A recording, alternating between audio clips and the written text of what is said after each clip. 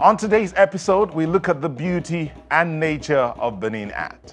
And then we caught a glimpse of the efforts of the Life in My City team to find that artwork that stands out above all across the country. I'm Nat'l, standing in for your regular host, Melinda Akinlami. Thank you for joining us on Art House.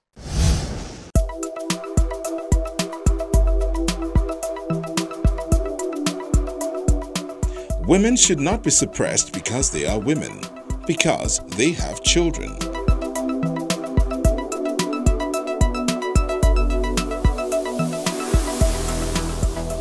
Literature has to be combative.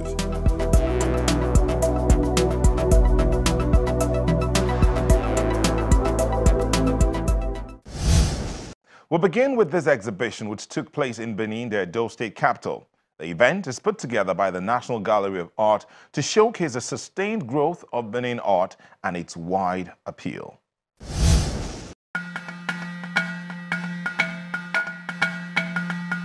A crowd of prominent people gather at this venue in Benin, the Edo State capital, for the grand finale of the Benin Art Exhibition organized by the National Gallery of Art. Before they unveil the images that show their dexterity in craftsmanship, this talk about complementing Igwe Festival and coronation of Obas sets the tone for what's to come. I recall in 2016, the organization was also here to commemorate the coronation of the current Oba of Benin, Ewuare II. They had at that time on display an array of artworks that did justice to that particular occasion. I understand too that December every year, as we celebrate the Igwe Festival, the Benin station, that is the station here in Benin, exhibits relevant works of art to enlighten the public on its real import and value. I am confident that all of us will be more informed about Benin art as we view the works on display and read the accompanying book on various aspects of Benin culture. Some of these include the much misunderstood Igwe Festival, fashion in Benin Kingdom from its early years to date, coronation of Oba, among others. I am very disposed.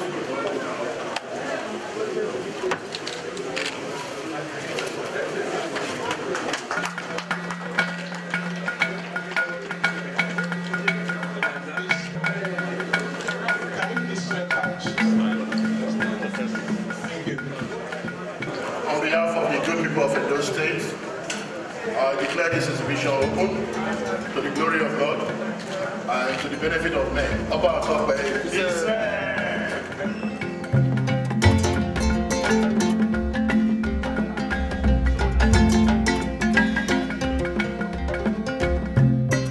Then it's showtime. Over 30 images on display, a demonstration of the deep-rooted interest the National Gallery of Art has in Benin art, which springs from the efforts continuously made to sustain its growth and global appeal. The significance is to bring back our culture and to let the outside world know that our culture should not be neglected.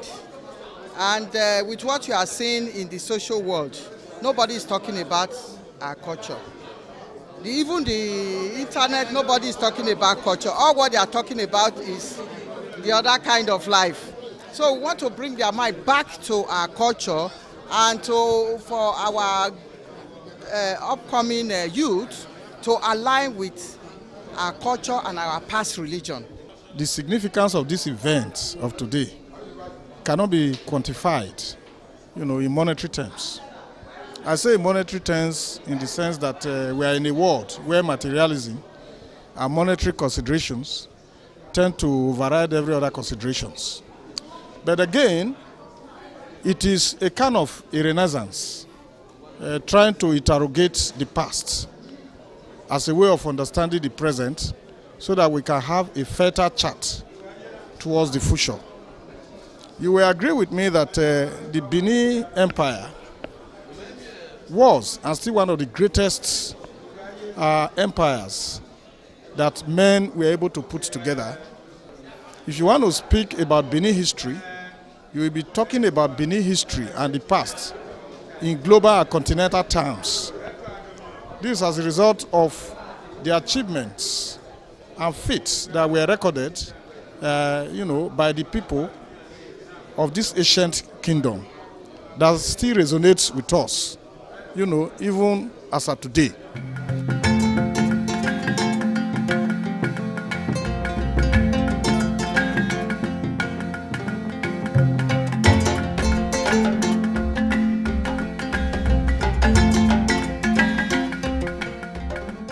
For the Acting Director General of the National Gallery of Art, this will show the world Africa's cultural heritage and art history using an art tradition which has been preserved even after the Benin expedition of 1897. This is the second phase of this program. We had the first phase in April this year. And this time around, the emphasis is on outdoor sculptures in Benin, which are scattered all over the road junction, most of them at the ring road. And many people pass by these objects. They don't even take time to look at them. They don't even notice some of them. We now decided that we should bring them together for people in one umbrella, for the people to see, appreciate, and see what are there in road junction, roundabout, some houses, government, and private. That is the essence of this second edition of this program.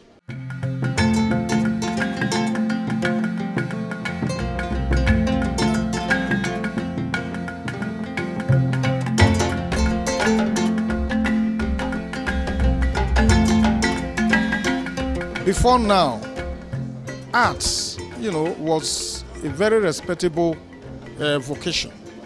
But with time, probably as a result of, materialism and the craze for money, that dwindled. And that is very dangerous.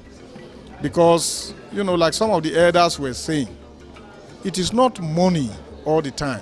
We should be able to look at ourselves and see how we can sustain our value. And part of a critical way of sustaining those values is to understand the understanding of our past with respect to who we are. And for us to appreciate who we are, we must be able to appreciate arts because they are a reflection and a symbolic representation of who we are. And if we decide not to take it serious, then our identity as a people is lost. And when your identity as a people is lost, you know the consequences. This exhibition reveals the rich visual art of the Benin people from the pre-colonial time when the empire was at its peak to the contemporary time. Exhibitions are actually windows that the public can use to assess the rich cultural heritage of any particular people. In this case, the Benin people. What the National Gallery of Art is doing here in Benin for about 3-4 days now, it's an exhibition of contemporary artworks, but they are actually, I would call them metaphors of the rich history of the Benin Kingdom. They are contemporary, but each of them is like a replica of the great heritage assets that were captured in sculptures in those days, most of which have been carted away, by the British expenditure in 1897. So what they are doing is it's like an aid memoir, trying to bring to our memory events that took place in the past, how our forebears were able to craft these objects. Benin artworks are robust, realistic, reflect its historical journey, depicting notable personalities, events, or subjects.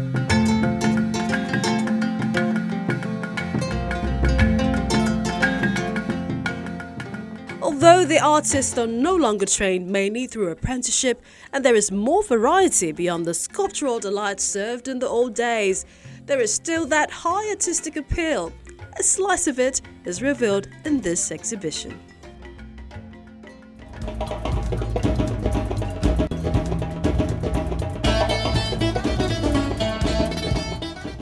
Coming up on the program, your works of art for this week, plus Life in My City Art Festival at the Thought Pyramid, and so we ask you to stay with us. These are the works of art you sent in this week.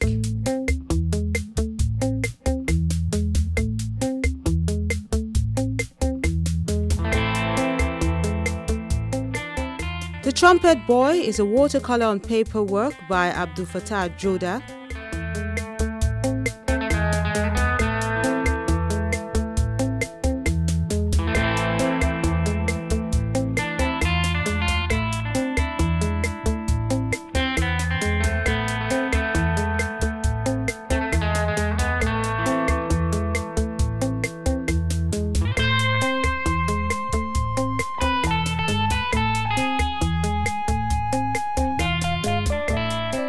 Success Has Numerous Friends and Relatives is an aluminium can on canvas work of art done by this artist called Izu Mwaneme.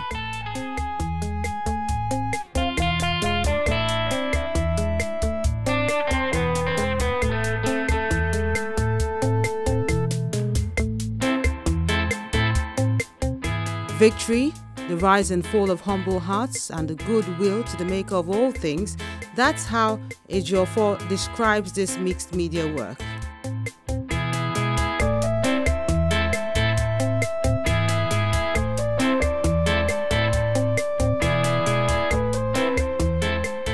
Parrot is a mosaic work done by Ironite.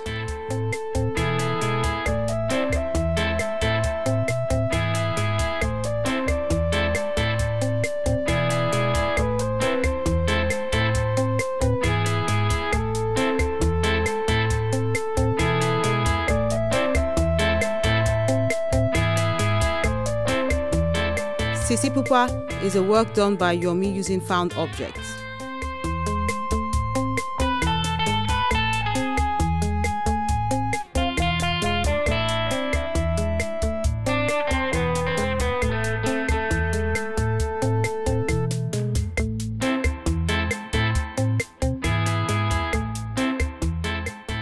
Ancestral has this oil on canvas work called Even on Still Water.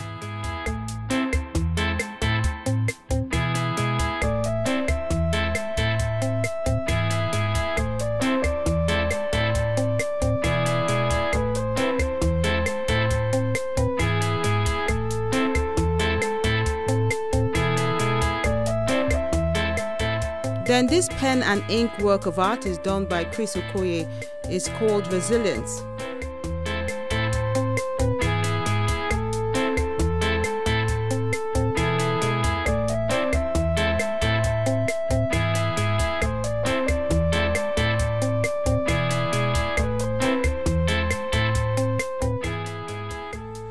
And those are the works of art you sent in this week. We do encourage you to keep them coming, and don't forget, put the relevant information beside that image.